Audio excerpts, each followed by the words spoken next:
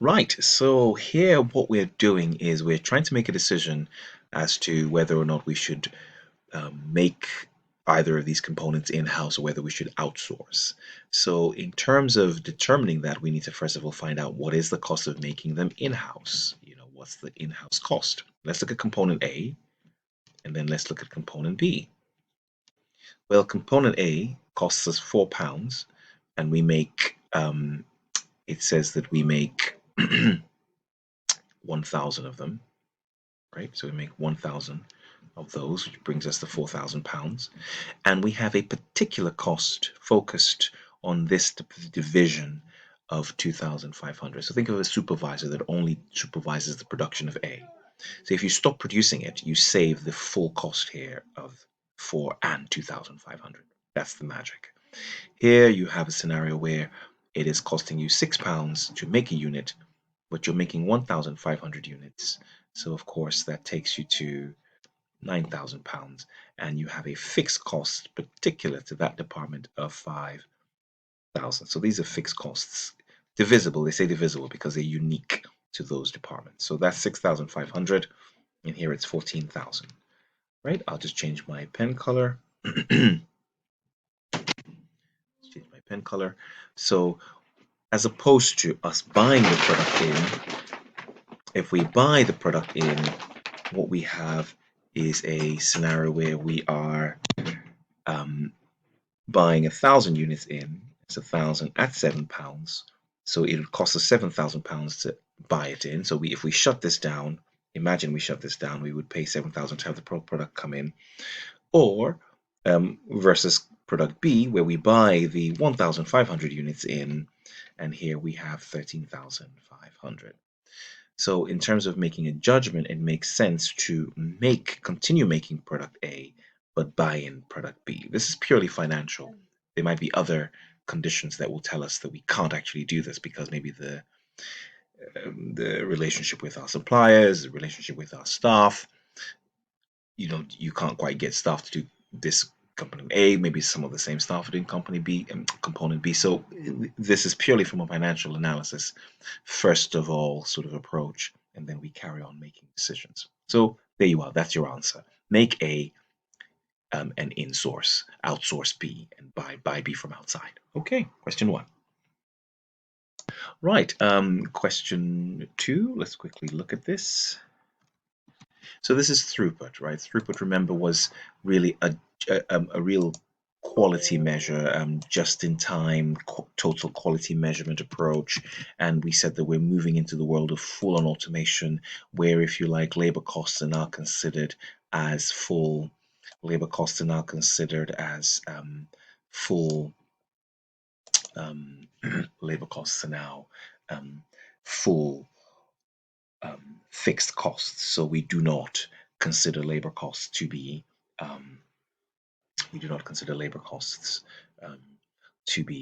variable. So the only real contribution or throughput contribution is just literally what is that selling price minus the material. The only variable cost is material. So the throughput contribution, right, is £1.30. So this is saying, well, you're making £1.30 every 2.5 minutes. So what's your contribution, if you like?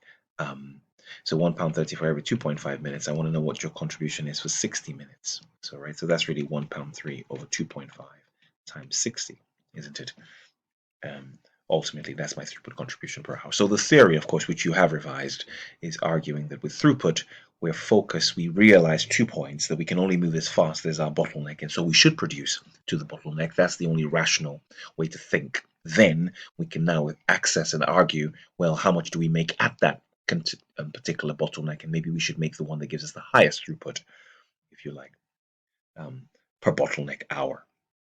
So when you do this 1.3 divided by 2.5 times 60, you will get £31.20. And that is question 2.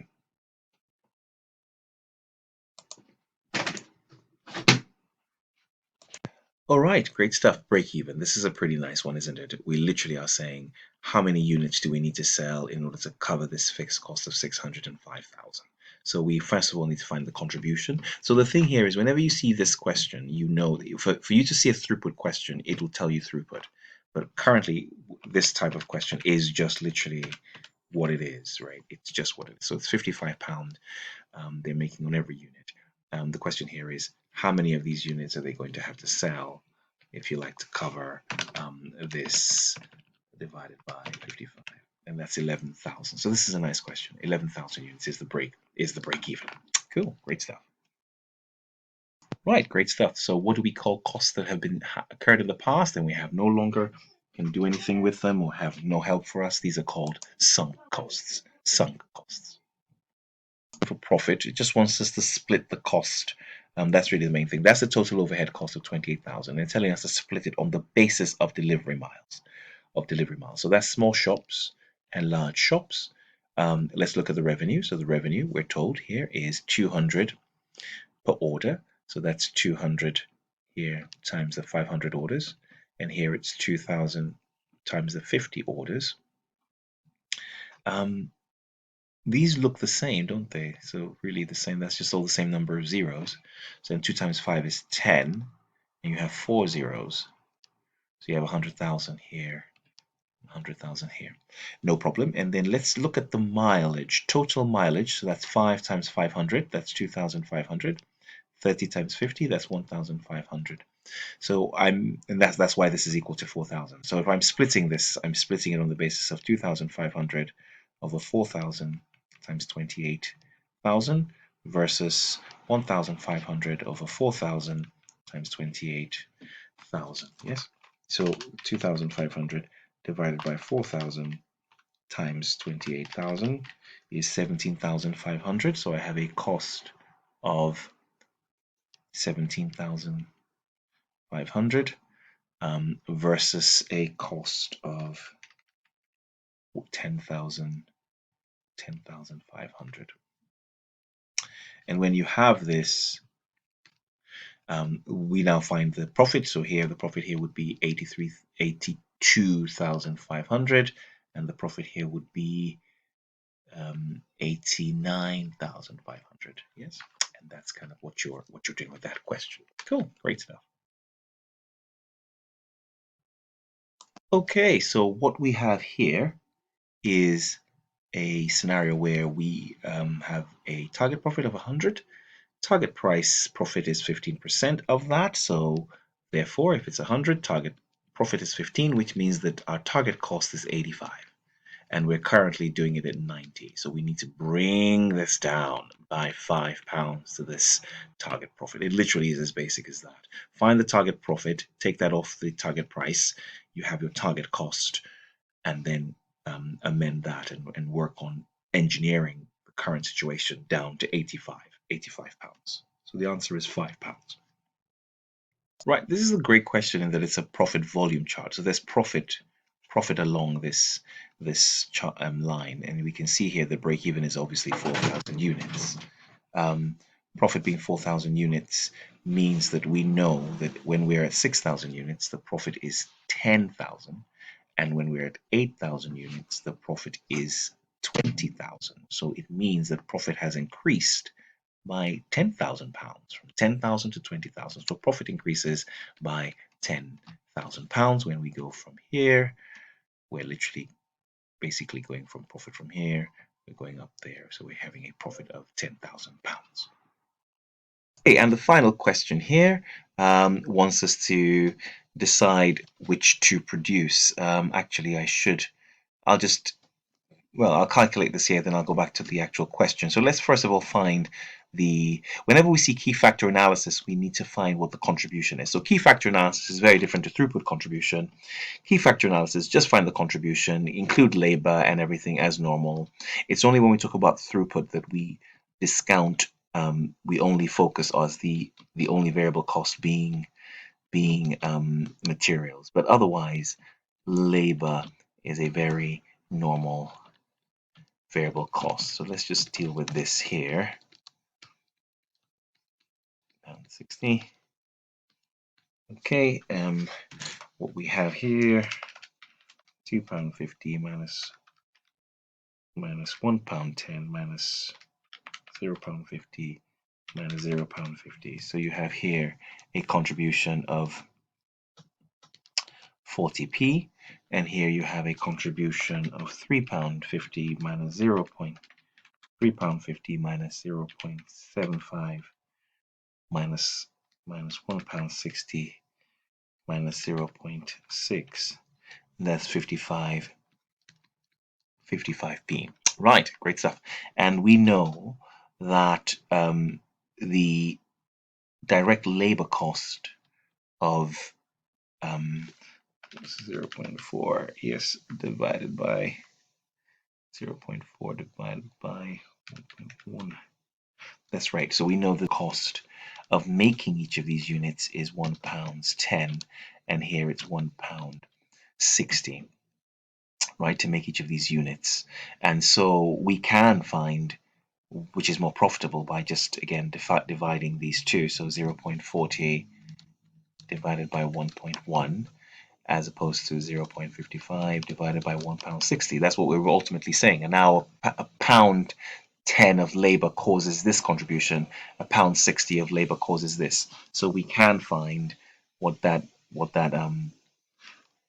contribution rate is. So that's 0.36, and then 0.55 divided by £1.60 is 0.34. So this is 0.34. So this gives you a higher contribution per pound of labor spent, so to speak. So you will produce cups. You will produce cups first. So let's just go to the question and just see how. So there's a demand for 10,000 cups. So produce those cups first, and then you would produce the plates.